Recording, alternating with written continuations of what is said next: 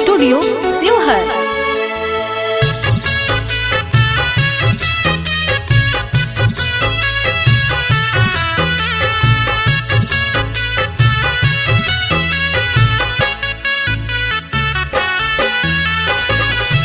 कहवा बसेलु ये माई दुर्गा भवानी माई हो दुर्गा भवानी से को दिन ल छोड़ी दे तू बघवा ये माई से को दिन ल छोड़ी दे तू बघवा ये माई।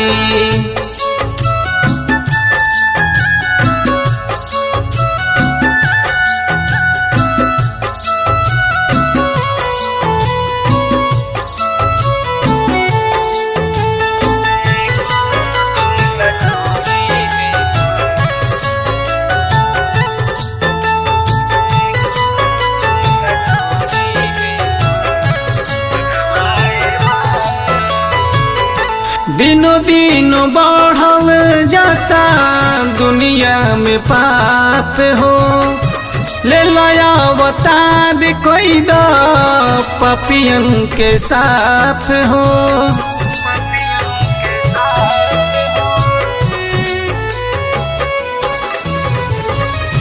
दिनों दिन बढ़ल जाता दुनिया में पाप हो ले लाया अवतार कोई ना पापियन के साथ हो।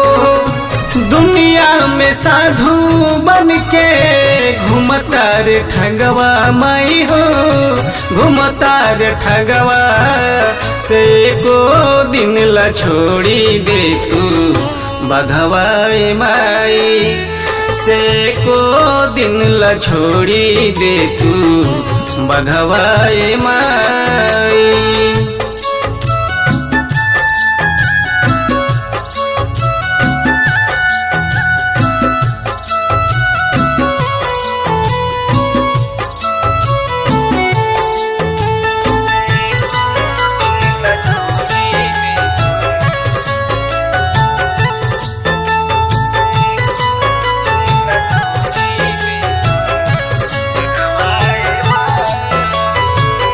संकट में पड़ल बाटे माई अब धरती राक्षस या दानव के संहार रौरा करती।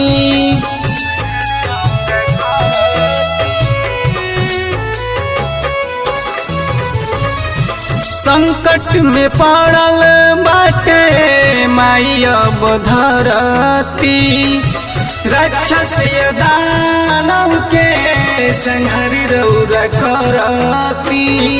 होता अत्याचार ये माई रंजन के संघवा माई हो सुनील के संघवा से को दिन ल छोड़ी दे तू बघवा माई से को दिन ला छोड़ी दे तू बघवा माई।